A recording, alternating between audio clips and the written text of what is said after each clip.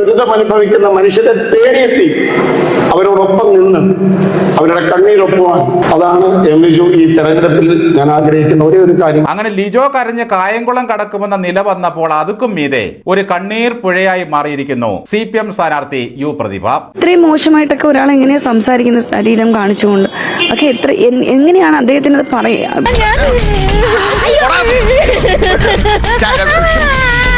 അഭിനയിക്കുന്ന കാര്യത്തിൽ ഇവർ രണ്ടുപേരും പരസ്പരം മത്സരിക്കുകയാണ്. ഒരു മുസ്ലിം ലീഗ് നേതാവ് ആവേശം കയറി വായിൽ തോന്നിയതെല്ലാം അങ്ങ് പറഞ്ഞു. വീണ്ടും അവരുടെ നാട്ടുചാതുരി കൊണ്ടും ശരീര അളവ് കൊണ്ടും അതൊക്കെ തന്നെ ചെയ്തുകൊണ്ട് അത് തന്നെ വിൽപ്പന വെച്ചുകൊണ്ട് വീണ്ടും അവർ തെരഞ്ഞെടുപ്പിലെത്തുകയാണ്. കായംകുളത്തെ LDF സ്ഥാനാർത്ഥി യു പ്രതിഭയ്ക്കെതിരായ അധിക്ഷേപ പരാമർശത്തിൽ കേസെടുത്ത് പോലീസ്. നിസാർ കേസിനാണ് മകേഷ് ഏട്ടാ. ഞാനിപ്പോ ഇന്നിപ്പോ വിഷ്വലിലൊക്കെ ഇങ്ങനെ ചില പരാമർശങ്ങൾ വന്നതായിട്ട് ഞാൻ കേൾക്കുകയും കാണുകയൊക്കെ ചെയ്തു. ഓരോരുത്തർ പറയുന്നത് കേട്ടാ തൊലി ഉരിഞ്ഞു പോകും. നമ്മുടെ സംഭവത്തെ മുഖ്യമന്ത്രി ശക്തമായ ഭാഷയിൽ അപലപിച്ചിട്ടുമുണ്ട്. കോൺഗ്രസിന്റെ അഖിലേന്ത്യാ നേതാവ് വേണുഗോപാലടക്കം ഇരിക്കുന്ന വേദിയിലാണ് ഈ പറയുന്ന അങ്ങേയറ്റം തെറ്റായ വിമർശനം ഉന്നയിച്ചത്. മുസ്ലിം ലീഗ് നേതാവായ ഇർഷാദ് പ്രസംഗിക്കുമ്പോൾ സ്ഥാനാർത്ഥിയോ കേസിയോ വേദിയിൽ ഉണ്ടായിരുന്നില്ല. ഞാൻ വിശ്വസിക്കില്ല. നമ്മളെ പറ്റിക്കാൻ വേണ്ടി സ്ത്രീകളൊക്കെ ശക്തര് തന്നെയാണ്. അവരെ ഡിമോറലൈസ് ചെയ്യുക എന്നുള്ളതാണ് ഇത്തരത്തിലുള്ള ചില നീചമായ ശക്തികളുടെ ലക്ഷ്യം. അങ്ങനെ കണ്ണീർ പുഴയായി കായംകുളം മാറിയിരിക്കുകയാണ് സുഹൃത്തുക്കളെ. ഇതിനേക്കാൾ വലിയ സംഘർഷങ്ങളിലൂടെ പോയപ്പോൾ കരയാത്ത ഭർത്താവിന്റെ ആത്മഹത്യയും ലഹരി കേസിലെ മകന്റെ അറസ്റ്റും അടക്കമുള്ള പ്രതിസന്ധികളോട് പോയപ്പോൾ കരയാതിരുന്ന പ്രതിഭ പൊട്ടി കരയണമെങ്കിൽ ഇത് ലിജുവിന്റെ സഹതാപതരംഗം തുടച്ചു മാറ്റാനുള്ള ഒരു നമ്പറായിരുന്നു എന്ന് തന്നെ സംശയിക്കേണ്ടി വരും. പക്ഷെ നമ്പർ ചീറ്റിപ്പോയി എന്ന് പറയുന്നതാവും ഉചിതം. സ്ത്രീ എന്ന് പറയുമ്പോൾ അതെന്തോ ഒരു ശരീരത്തെ മാത്രം കാണുന്ന ഒരു മനസ്സ്, അത് മോശപ്പെട്ട ഒരു പ്രതികരണമായി പോയി. നാളിതുവരെ എന്നിൽ നിന്നും പൊതുരംഗത്ത് അങ്ങനെ ഒരു പ്രവർത്തനം ഉണ്ടായിട്ടില്ല. ഞാൻ അങ്ങനെ ഒരു പരാമർശമൊട്ടും നടത്തിയിട്ടുമില്ല. പറഞ്ഞിട്ടില്ലേ? ഇല്ല ഇല്ലേ ഇല്ല ഇല്ലേ ഇല്ല. കായംകുളത്ത് സംഭവിച്ചത് അങ്ങേറ്റം നികഷ്ടമായ ഒരു കാര്യമാണ് എന്ന കാര്യത്തിൽ യാതൊരു സംശയവുമില്ല. എന്റെ സംസാരത്തിൽ ആർക്കെങ്കിലും ഏതെങ്കിലും തരത്തിൽ ബുദ്ധിമുട്ടുണ്ടായെങ്കിൽ ഞാൻ നിർവ്യാജ്യം ഖേദം പ്രകടിപ്പിക്കുകയാണ്. ഒടുവിൽ കുറ്റസമ്മതം നടത്തി അല്ലേ?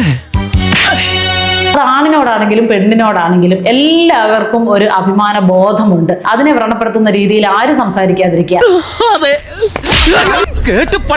രാഷ്ട്രീയം പറഞ്ഞുകൊണ്ട് രാഷ്ട്രീയം എന്തൊക്കെ പറയാം, വികസന പ്രവർത്തനങ്ങളെ ചോദ്യം ചെയ്യാം, അല്ലെങ്കിൽ അവർ കാണിച്ചിട്ടുള്ള അഴിമതികളെ ചോദ്യം ചെയ്യാം, അവരുടെ മകന്റെ കഞ്ചാവ് കേസുമായി ബന്ധപ്പെട്ട കാര്യങ്ങൾ, അതൊക്കെ നമുക്ക് ബോധ്യമുള്ള കാര്യങ്ങളാണ്. എന്താണ് സംഭവിച്ചെന്ന് കേരള ജനത മുഴുവൻ കണ്ട കാര്യങ്ങളാണ്. ഈ സജി ചെറിയാൻ അന്ന് പറഞ്ഞത് ഞാനും MD വാസുദേവൻ നായരും ഒക്കെ കെട്ടുകണക്കിന് ബീഡി വലിക്കുമെന്നായിരുന്നു. കേട്ടാൽ തോന്നും ഈ സജി ചെറിയാൻ ജ്ഞാനപീഠം നേടിയ പുള്ളിയാണെന്ന്. നിന്റെ ശരീരം വിൽപ്പനയ്ക്കായിട്ട് വെച്ചിട്ടാണോ നീ നിന്റെ ജീവിതത്തിൽ നേട്ടങ്ങൾ ഉണ്ടാക്കുന്നതെന്നോ ഒരു പുരുഷനോടും സ്ത്രീയോടും ചോദിക്കാൻ പാടില്ലാത്ത ചോദ്യമാണ്. അത് അങ്ങേയറ്റത്തെ ചെറ്റത്തരമാണ്. ഇപ്പൊ ചെറ്റത്തരം എന്നുള്ള ഒരു വാക്കും ഉപയോഗിക്കാൻ നിവൃത്തിയില്ല വേണ്ട സ്ഥലങ്ങളിൽ. കാരണം ആ വാക്കിന്റെ കനം പോയി. ഞാൻ എത്രയോ പതിറ്റാണ്ടുകളായി പറഞ്ഞു വരുന്ന ഒരു വാക്കാണെന്നോ ചെറ്റത്തരം എന്നത്. നിങ്ങളെയൊക്കെ ഞാൻ അങ്ങനെ എത്രയോ തവണ ചെറ്റകളെ എന്ന് വിളിച്ചിട്ടുണ്ട്. ഇങ്ങനെ സ്വന്തം നെറുകേടിനെ ന്യായീകരിക്കുന്ന ഒരു മുഖ്യമന്ത്രി വേറെ ഏത് രാജ്യത്തുണ്ട്? മുഖ്യദാസൻ ചെറ്റത്തരം എന്നുള്ള വാക്കിന് തീവ്രത തീരെ ഇല്ല എന്ന് പ്രഖ്യാപിച്ചു കഴിഞ്ഞല്ലോ. അതുകൊണ്ട് അങ്ങേയറ്റത്തെ ഒരു പോക്രിത്തരമാണ് അദ്ദേഹം പറഞ്ഞത് എന്നുള്ളതിൽ യാതൊരു സംശയവുമില്ല. I M shocked.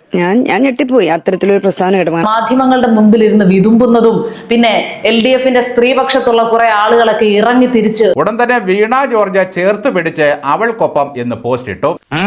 ഞങ്ങൾ ഇതിനെതിരെ നിയമ നടപടിയുമായി മുന്നോട്ട് പോകും. ഈ ശ്രീമതി ടീച്ചർ, സുജാത ചേച്ചി ഇവരൊക്കെ പറയുന്നത് കേട്ടു. ലൈംഗിക ആഭാസ ചുവയുള്ള വൃത്തികെട്ട ഭാഷ നമ്മുടെ ഒരു സ്ഥാനാർത്ഥിക്ക് നേരെ പ്രയോഗിച്ചതിനെ സംബന്ധിച്ച് അടിയന്തരമായി ഇതുമായി ബന്ധപ്പെട്ടുകൊണ്ട് നിയമ നടപടികൾ ഞങ്ങൾ സ്വീകരിക്കാനാണ് ഞങ്ങൾ ഉദ്ദേശിക്കുന്നത്. ഇതിനോട് നിശബ്ദത പാലിക്കാനേ ഞങ്ങൾ തീരുമാനിച്ചിട്ടില്ല. ഞങ്ങൾ വിപ്ലവത്തിനൊരുങ്ങുകയാണെന്നൊക്കെ പറയുന്നത് കേട്ടു. ഈ തങ്കപ്പെട്ട ദേഹത്ത് ഒരു പിടി മണ്ണ് വീണ ഈ സുഖം സഹിക്കൂല. സ്ത്രീവിരുദ്ധ പരാമർശത്തെ തെരഞ്ഞെടുപ്പ് കാലത്ത് പ്രചരണ ആയുധമാക്കാനാണ് LDF നീക്കം. ഇത് CPMന്റെ അഭ്യാസമാണ്. ഏതോ ഒരു ഞരമ്പ് രോഗി പറഞ്ഞത് ഇത്രയേറെ വലിയ വിഷയമാക്കി മാറ്റുന്നത് പാവപ്പെട്ട സ്ത്രീകളെ തെറ്റിദ്ധരിപ്പിക്കാനുള്ള ഗൂഢാലോചനയാണ്. ഇതിനേക്കാൾ കടുത്ത ഭാഷയിൽ സ്ത്രീകളെ അധിക്ഷേപിച്ചിട്ട് ഒരു മാപ്പ് പോലും പറയാത്ത വർഗമാണ് ഇവർ എന്ന് ജനങ്ങൾക്ക് തിരിച്ചറിഞ്ഞു. വെറുതെ ഒന്നാമത്തെ കാര്യം, ഏത് സ്ത്രീക്കാണോ അതൊരു അപമാനമായിട്ട് തോന്നുന്നത് ആ സ്ത്രീ വ്യക്തിപരമായിട്ടാണ് അതിന് വേണ്ട നിയമ നടപടികളുമായി മുന്നോട്ട് പോകേണ്ടത്. പാർട്ടിയല്ല ഒന്നും പറഞ്ഞിരിക്കുന്നത്, പ്രതിഭ എന്ന വ്യക്തിയെയാണ്, എന്ന സ്ത്രീയെയാണ്. അപ്പൊ അവർക്കത് അപമാനമായിട്ട് തോന്നിയിട്ടുണ്ടോ എന്ന് എനിക്കറിയില്ല. കാരണം പാർട്ടിയാണ് ഇപ്പോ ചൂട്ടും കത്തിച്ച് ഇറങ്ങിയിരിക്കുന്നത്. തോന്നി അതങ്ങനെ വരൂ, അതങ്ങനെ സംഭവിക്കൂ. അധിക്ഷേപത്തിന്റെ പട്ടികയെ കുറിച്ച് ഒന്ന് പരിശോധിച്ചാൽ CPM അധിക്ഷേപത്തിന്റെ പട്ടിക താണു തന്നെ ഇരിക്കും. അച്ചു ഉമ്മൻ, ഷാനിമോൾ ഉസ്മാൻ, ആന്തൂർ സാജന്റെ ഭാര്യ രമ്യ ഹരിദാസ്, KK രമ എന്ന് വേണ്ട കുറെ അധികം സ്ത്രീകളെ ഇടതുപക്ഷ നേതാക്കൾ അങ്ങേയറ്റത്ത് വലിയ രീതിയിൽ ഒരിക്കലും ചെയ്യാൻ പാടില്ലാത്ത തരത്തിൽ അധിക്ഷേപിച്ചിട്ടുണ്ട്. ഞാനൊരു സത്യം പറഞ്ഞ് വിശ്വസിക്കൂ, എനിക്കത് ഓർമ്മയില്ല. CP-യുടെ ഭാര്യയെ ആസ്ഥാന വിധവയാക്കി പട്ടം കൊടുത്ത് ഒരു വിവരദോഷി നിയമസഭയിൽ പ്രസംഗിക്കുമ്പോൾ കേട്ടിരുന്ന വായ്ത്താളം അടിച്ചവരാണ് യു പ്രതിഭയും വീണ ജോർജും. ഞങ്ങൾ അങ്ങനെയാ സ്ത്രീയെ കാണുന്നത്. അതുകൊണ്ടാണല്ലോ കേരളത്തിൽ സ്ത്രീപക്ഷമായിട്ടുള്ള ഒരുപാട് പദ്ധതികൾ വന്നത്. കോൺഗ്രസ് നേതാവ് അരിത ബാബുവിനെ കറവക്കാരി എന്ന് അധിക്ഷേപിച്ചതും സഖാക്കളായിരുന്നു. ഗവൺമെന്റ് ഗസ്റ്റ് ഹൌസിൽ കുടിയും സകല പണിയും ഉണ്ടായിരുന്നു, പെമ്പിളെ ഒരുമ നടന്നു, അന്ന് സകല വൃത്തികേടും നടന്നിട്ടുണ്ട് അവിടെ എന്ന പ്രയോഗവും വീണതും മണിയുടെ വായിൽ നിന്ന് തന്നെയാണ്. ആൾക്ക് തീരെ വിദ്യാഭ്യാസം വിവരമൊന്നും ഇല്ലേ, വിഡ്ഢിത്തിരെ പറയുള്ളൂ, തെണ്ടി. അവരാരും കണ്ണുനീരും കൈമായിട്ട് മാധ്യമങ്ങൾക്ക് മുമ്പിൽ വന്നു നിന്ന് ആ ഒരു സംഭവം മുതലെടുക്കുന്നത് നമ്മൾ കണ്ടിട്ടില്ല. ഇത്തവണ കായംകുളം കടക്കാൻ വലിയ പ്രയാസമാണെന്ന് യു പ്രതിഭയ്ക്ക് മനസ്സിലായി. കണ്ണീരും കഞ്ഞിയുമാണ് അതിന്റെ സിദ്ധൌഷധം. കാര്യം സത്യമാണെങ്കിലും എനിക്ക് അംഗീകരിച്ചു കൊടുക്കാൻ പറ്റുമോ? ഇവര് എന്തൊരു പ്രശ്നമുണ്ടായാലും അത് വളരെ നിസ്സാരമായിട്ട് പറഞ്ഞു തീർക്കാൻ പറ്റുന്നതാണെങ്കിലും അല്ല ഇത്തിരി ഗൗരവമുള്ളതാണെങ്കിലും അതിനെ എങ്ങനെയെങ്കിലും ഏത് രീതിയിൽ നമുക്ക് മുതലാക്കാം എന്ന കാര്യത്തിൽ ഗവേഷണം നടത്തുന്ന ആളുകളാണ്. കഷ്ടം. അപ്പനില്ല നേരത്തുണ്ടായവരെന്ന DYFIയുടെ മുദ്രാവാക്യം വിളിച്ചവരുടെ കൂട്ടത്തിലും സ്ത്രീകളുണ്ടായിരുന്നു. ഒരു ബുദ്ധിജീവിയായ ഒരു വനിതാ യുവജന നേതാവിന്റെ നേതൃത്വത്തിൽ നടന്ന പ്രകടനത്തിൽ വിളിച്ച മുദ്രാവാക്യം കേട്ട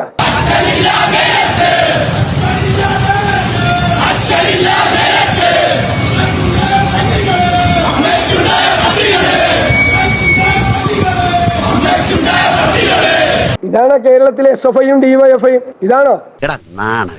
എന്നിട്ട് ഇവര് സംസ്കാര സമ്പന്നരാണ്, പുരോഗമന ആശയക്കാരാണെന്ന് പറയുന്നു. വേദനിപ്പിക്കുന്ന ഒരു പരാമർശം തന്നെയല്ലേ ഇങ്ങനെ അസഭ്യം പറഞ്ഞു, തെറി വിളിച്ചു എന്നൊക്കെ പറയുന്നത്. അപ്പം അത്തരം പ്രചരണങ്ങൾ നടത്തുന്നവർ അതിൽ നിന്നും പിന്നോട്ട് പോകണം, വസ്തുതകൾ മനസ്സിലാക്കണം. ബെസ്റ്റ്. ഇതിനൊക്കെ ഏതെങ്കിലും ഒരു സഖാവ് മാപ്പ് പറഞ്ഞ ചരിത്രമുണ്ടോ?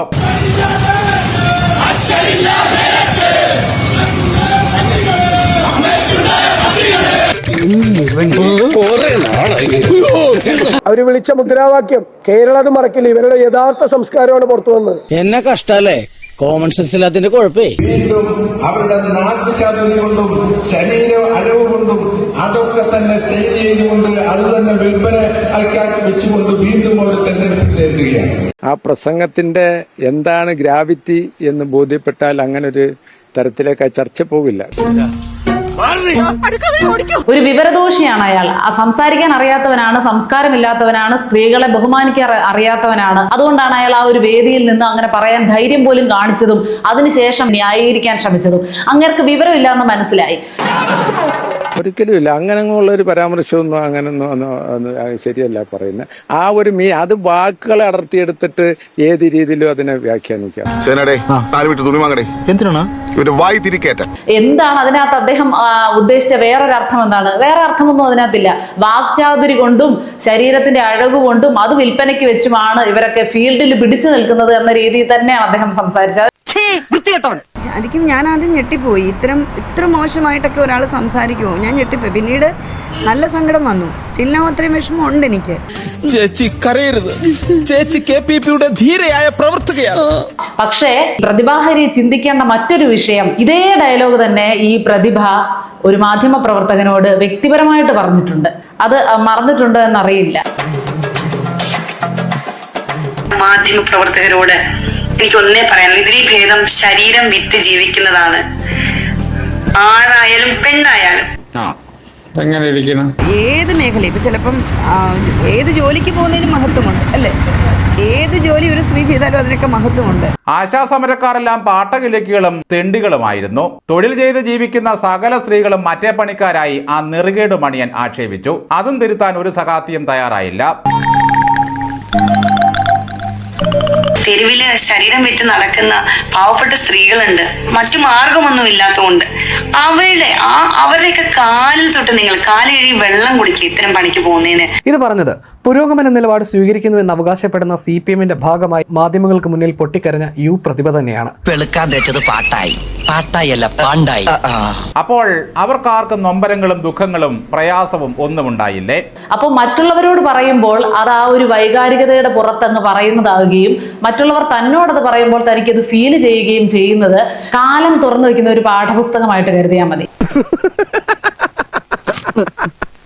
ഇതൊക്കെ അവനവന് പറ്റുമ്പോഴേ പഠിക്കൂ. അവർക്കന്ന് വേദനിച്ചതുപോലെ തന്നെയാണല്ലോ എനിക്കും ഇപ്പോൾ വേദനിക്കുന്നത്. കൊടുത്താൽ കൊല്ലത്ത് മാത്രമല്ല കായംകുളത്തും കിട്ടുമെന്ന് പ്രതിഭയെ പോലെയുള്ളവർ മനസ്സിലാക്കണം. എന്ത് തോന്നിയാസവും പറയാ, സ്ത്രീകൾക്കെതിരായിട്ട് എന്ത് അപമാനവും പ്രഖ്യാപിക്കുക എന്നുള്ള തീരുമാനത്തിലേക്ക് പോയാൽ അതിനെ ജനങ്ങളാണ് ശക്തിയായിട്ട് തീർക്കുക. അതെ, ആദ്യം നീ നന്നാകാൻ നോക്ക്. അത്തരത്തിലുള്ള ഒരു പ്രവണതയും ലീഗ് വെച്ച് ഉറപ്പിക്കില്ല. ഒരു രാഷ്ട്രീയ നേതാവ് ഒരു വനിതാ നേതാവിനെ കുറിച്ചോ പ്രവർത്തകയെ കുറിച്ചോ ഒരു വനിതയെ കുറിച്ചോ പറയാൻ പാടില്ലാത്ത കാര്യമാണ് പറഞ്ഞത്. ഇതിനുവേണ്ടി മുഖ്യമന്ത്രിയും എല്ലാവരും പടപ്പുറപ്പാട് നടത്തുന്നത് കണ്ടു. പൊതുരംഗത്ത് വരുന്ന സ്ത്രീകളെ ഈ രീതിയിൽ അവമാനിക്കുന്ന നില സ്വീകരിക്കാം. അങ്ങനെ കാണുന്നത് തന്നെ എന്തൊരു മനോവൈകൃതമാണ്. അതുപോലെ തന്നെ എല്ലാ ഇടതുപക്ഷ നേതാക്കളും അവരുടെയൊക്കെ ഫേസ്ബുക്കിൽ സഖാവ് അത് ഇത് എന്നൊക്കെ പറഞ്ഞ് ചെയ്തിട്ടുണ്ട്. CPM സ്വീകരിക്കുന്ന ഈ വിഷയത്തിലെ ഇരട്ടത്താപ്പിനെയാണ് ചോദ്യം ചെയ്യേണ്ടത്. 2013 ഗണേഷ് കുമാർ മന്ത്രിയാണ് ഉമ്മൻചാണ്ടി മന്ത്രിസഭയിൽ. അപ്പൊ ഒരു വിഷയം ഉണ്ടാകും. കേരളത്തിന്റെ മുഖ്യമന്ത്രി ഇന്നൊരു കുറ്റവാളിയാണ്. നിസ്സഹായായ ഒരു സഹോദരിയെ വഞ്ചിച്ച മനുഷ്യനായിട്ട് ആ മുഖ്യമന്ത്രി മാറിയിരിക്കുന്നു. ഉമ്മൻചാണ്ടി മുഖ്യമന്ത്രി കസേരയിരിക്കാൻ അർഹനാണോ? ഇരുന്നുകൂടാ.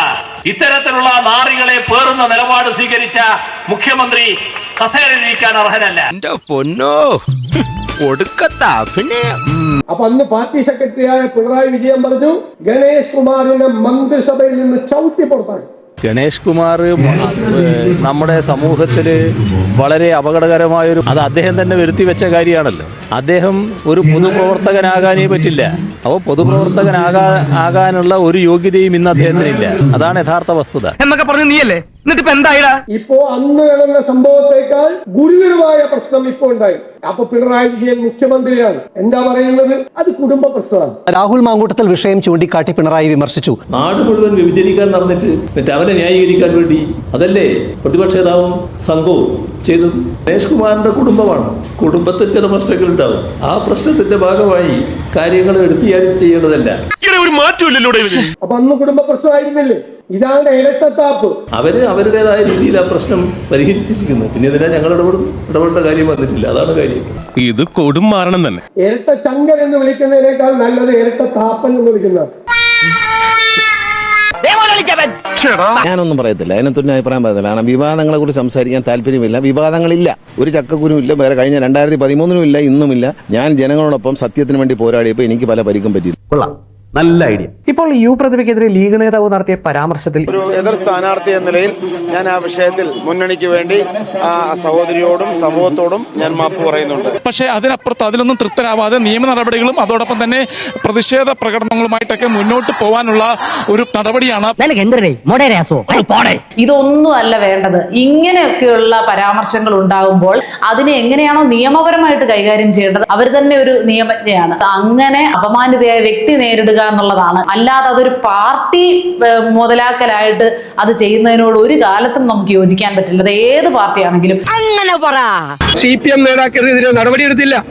ഈ വിജയരാഘവനെതിരെ നടപടിയെടുത്തില്ല. കുഞ്ഞാലിക്കുട്ടിയെ പോയി കണ്ട രമ്യ ഹരിദാസിന്റെ അവസ്ഥ എന്താകുമായിരുന്നുവെന്ന് പറഞ്ഞ് ഒരു വഷളം ചിരിയിരിച്ച വിജയരാഘവനെ ആര് മറക്കും?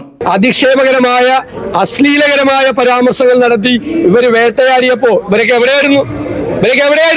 പക്ഷെ ഞങ്ങൾ അങ്ങനെയല്ല. വേറെ ഒരു പാർട്ടിയിൽപ്പെട്ട സ്ത്രീകളും ഇത്തരം സംഭവങ്ങൾ എടുത്തുകൊണ്ട്, അതായത് പേഴ്സണലായിട്ട് ഏൽക്കുന്ന വേദനകൾ പോലും ഇലക്ഷന് വേണ്ടി കച്ചവടമാക്കാനുള്ള ഒരു മനോഭാവം ഒരു സ്ത്രീകളും കാണിക്കുന്നത് കണ്ടിട്ടില്ല. അത് ഈ മാധ്യമങ്ങൾക്ക് മുമ്പിൽ വന്നിരുന്ന് വിതുമ്പുന്നതിലൂടെ പ്രതിഭാഹരി ഉദ്ദേശിച്ചത് അത് തന്നെയാണെന്ന് ആളുകൾക്ക് മനസ്സിലാകുന്നുണ്ട്. കേരളീയ സമൂഹത്തിന് അംഗീകരിക്കാൻ കഴിയാത്ത വിമർശനമാണ് ഉയർന്നത്. ഇത് എല്ലാവരും പാഠമായി എടുത്തുകൊണ്ട് നിലപാട് സ്വീകരിക്കേണ്ടതാണ്. ദാരിദ്ര്യം കാരണം പിച്ചച്ചട്ടിയെടുത്ത മറിയക്കുട്ടിയെ കെ അനിൽകുമാർ എന്ന കോട്ടയത്ത് മത്സരിക്കുന്ന അൾട്ടിമേറ്റ് അന്തംഗമ്പി പരിഹസിച്ചത് സുരേഷ് ഗോപിയെ കണ്ടപ്പോൾ അവർക്ക് രോമാഞ്ചമുണ്ടായി എന്നാണ്. എല്ലാം ഞാൻ കടിച്ചു പിടിച്ചോണ്ട് നിൽക്കണം, എനിക്ക് ചൊറിഞ്ഞോണ്ടായിരുന്നു. സഖാവായിരുന്ന കാലത്ത് ജി സുധാകരൻ പൂതന എന്നാണ് ഷാനിമോൾ ഉസ്മാനെ വിളിച്ച് പരിഹസിച്ചത്. അതും ആരും മറന്നിട്ടില്ല. ആ അർത്ഥത്തിൽ എല്ലാ ചേരികളിൽ നിന്നുള്ള നേതാക്കളും കേരളത്തിൽ സ്ത്രീവിരുദ്ധ പരാമർശങ്ങൾ നടത്തിയിട്ടുണ്ട് എന്ന കാര്യത്തിൽ ഒരു തർക്കവുമില്ല. അവരെ ആരെങ്കിലും സ്ത്രീവിരുദ്ധ പരാമർശത്തിന്റെ പേരിൽ പുറത്താക്കിയോ? ഇല്ല. എന്നിട്ട് പിണറായി വിജയൻ മറ്റുള്ളവരെയൊക്കെ സംസ്കാരം പഠിപ്പിക്കുകയാണ്. തന്നെ കൊണ്ട് എന്തിനു കൊള്ളാം. ആരോഗ്യവകുപ്പ് മന്ത്രി കാണിച്ചത് എന്താ? വീണ ജോർജ് കാണിച്ചത് ആ ഒരു സംഭവം തന്നെയാണ് ഇപ്പോൾ പ്രതിഭാകരും ചെയ്തുകൊണ്ടിരിക്കുന്നത്. മാത്രവുമല്ല, കായംകുളം എന്ന് പറയുന്ന നാട് KPSCയുടെ ആസ്ഥാനവുമാണ്. KPSC സുലോചനയും KPSC ലളിതയും ഒന്നിച്ചിരിക്കുന്നത് പോലെയാണ് നമുക്ക് ഈ പ്രതിഭയും വീണ ജോർജും ഒന്നിച്ചിരിക്കുന്ന പടം കണ്ടപ്പോൾ തോന്നിയത്. ഇത് കള്ളക്കരച്ചിലാണ്. വീണ കഴുത്തുളുക്കി എന്ന് പറഞ്ഞ് നിലവിളിച്ചതുപോലെ തന്നെയുള്ള കള്ളക്കരച്ചിലാണ് ശ്രീമതി യു പ്രതിഭയുടെ ഈ നാടകവും. ഒരു കാരണവശാലും നമുക്കുണ്ടാകുന്ന വ്യക്തിപരമായ വേദനകൾ ഇങ്ങനെയുള്ള കാര്യങ്ങൾക്ക്, മുതലെടുപ്പുകൾക്ക് വേണ്ടി ഉപയോഗിക്കരുത്. അതിന്റെ ഒരു വേദനയുടെ ഒരു ആഴത്തെ കൂടി, ഭാരത്തിനെ കൂടി നിങ്ങൾ അതിലൂടെ ഇല്ലാതാക്കരുത്. ധാർമ്മികമായി ചെയ്യാവുന്ന കാര്യം ഞങ്ങൾ പൂർത്തീകരിച്ചു. നിയമപരമായ നടപടി സ്വീകരിക്കേണ്ട ഉത്തരവാദിത്തം സ്റ്റേറ്റ് അല്ലേ. ആ നടപടി അവർക്ക് സ്വീകരിക്കാൻ ഞങ്ങൾ ഒരു തരത്തിലും തടസ്സം നിൽക്കുന്നില്ലല്ലോ. പാർട്ടി ഭേദമന്യേ എല്ലാവരും അതിനെ ഒരുപോലെ വിമർശിച്ചു അല്ലെ. പരസ്യമായ ഖേദപ്രകടനം നടത്തി, അച്ചടക്ക നടപടി സ്വീകരിച്ചു. പറഞ്ഞത് തെറ്റാണ് എന്ന് എല്ലാവരും ഒരേ സ്വരത്തിൽ പറയുന്ന ചില കാര്യങ്ങളുണ്ട്. അത്തരത്തിലൊന്നാണിത്. ഞങ്ങൾ ആരെയും അപമാനിക്കാൻ വേണ്ടി നിൽക്കുന്നവരല്ല, അപമാനിച്ചിട്ടുമില്ല. ഇവിടെ ഇടതുപക്ഷത്തിന്റെ എല്ലാ നേതാക്കന്മാരും ഞങ്ങളുടെ ആരെയും ഒരു പ്രസംഗത്തിലും ഞങ്ങൾ ആരെയും വ്യക്തിഹത്യൊന്നും നടത്താം. ഇതൊക്കെ കേട്ടിട്ട് എന്റെ വൈറ്റമിൻ സി ചോർന്ന് പോണു. അന്യ ആണുങ്ങളുടെ മുന്നിൽ നിസ്സാരം ഒരു വോട്ടിന് വേണ്ടി കെട്ടിക്കൊണ്ടുവന്ന പെണ്ണുങ്ങളെ കൊണ്ടുവന്ന് മുന്നിൽ കാഴ്ചവെക്കുകയല്ല ചെയ്യേണ്ടത്. തന്റെ വീട്ടിലും കെട്ടിക്കൊണ്ടുവന്ന പെണ്ണുങ്ങളുണ്ട്. അവരെയൊക്കെ കെട്ടിക്കൊണ്ടുവന്നത് ഭർത്താക്കന്മാരുടെ കൂടെ അന്തി ഉറങ്ങാനാണ്. കല്യാണം കഴിയുമ്പോൾ തറവാട് നോക്കണമെന്ന് പറയുന്നത് ഇതിനൊക്കെ വേണ്ടിയാണ്. രാഷ്ട്രീയത്തിലേക്ക് ഇറങ്ങിയാൽ ഇതല്ല ഇതിലും വലുത് കേൾക്കേണ്ടി വരും. അതിനൊക്കെയുള്ള ഉളുപ്പുണ്ടെങ്കിൽ ഇറങ്ങിയാൽ മതി. ഈ പറഞ്ഞതിനെതിരെ കേസ് വേണമെങ്കിൽ കൊടുത്തോളൂ, നേരിടാൻ അറിയാം. കഴിഞ്ഞ വർഷം തദ്ദേശ തെരഞ്ഞെടുപ്പ് ഫലം പുറത്തു വന്നപ്പോൾ ഇത്തരം ഒരു അധിക്ഷേപ പരാമർശം നടത്തിയതും മറ്റാരുമായിരുന്നില്ല, ഒരു സഖാവ് തന്നെയായിരുന്നു. മാത്രമല്ല അന്ന് ഈ വാക്കുകൾ കേട്ട് കൂടെ നിന്നവരും കൈയടിക്കുകയും ചെയ്തിരുന്നു. സ്ത്രീകളെ അധിക്ഷേപിച്ച CPM നേതാക്കളെല്ലാം ഇപ്പോഴും നെഞ്ചു വിരിച്ച് വിഡ്ഢിച്ചിരി ചിരിച്ച് അശ്ലീല വാക്കുകൾ പറഞ്ഞ് നാട് ഭരിക്കുകയാണ്. ഞാൻ ഉപദേശിക്കുന്നു കരുതരുത്, മുതലാളി ഒരു ചെത്തിയാണ്. അതുകൊണ്ട് തന്നെ ചക്കിന് വെച്ചത് കൊക്കിന് കൊണ്ടു എന്ന അവസ്ഥയിലാണ് സഖാക്കൾ. ഇത്തരം വിഷയങ്ങളെ പൊക്കി പിടിച്ചുകൊണ്ട് അത് എത്ര ദിവസം ഓടിക്കാമോ അത്രയും ദിവസം ഓടിക്കാം എന്ന ഒരു ഉദ്ദേശത്തിൽ ആ പുതിയ ഒരു പിടികളിൽ കിട്ടി ഇതിൽ പിടിച്ചിനി കുറെ ദിവസം തൂങ്ങാം എന്നൊക്കെ വിചാരിക്കുന്നതും വലിയ തെറ്റ്. ഞങ്ങൾ അങ്ങനെയല്ല, ഞങ്ങൾ മണിക്കൂറുകൾക്കകം അതിന്റെ നടപടിയെടുത്തത്. ഈ ഇർഷാദ് ചെയ്തതിനേക്കാൾ തെറ്റാണ് ഈ വിഷയം ഇങ്ങനെ നീട്ടി മാധ്യമങ്ങളിൽ ലൈവായിട്ട് നിർത്തിക്കൊണ്ടു പോകാൻ ഇടതുപക്ഷ നേതാക്കൾ കാണിക്കുന്ന ആ ഒരു ഉത്സാഹം.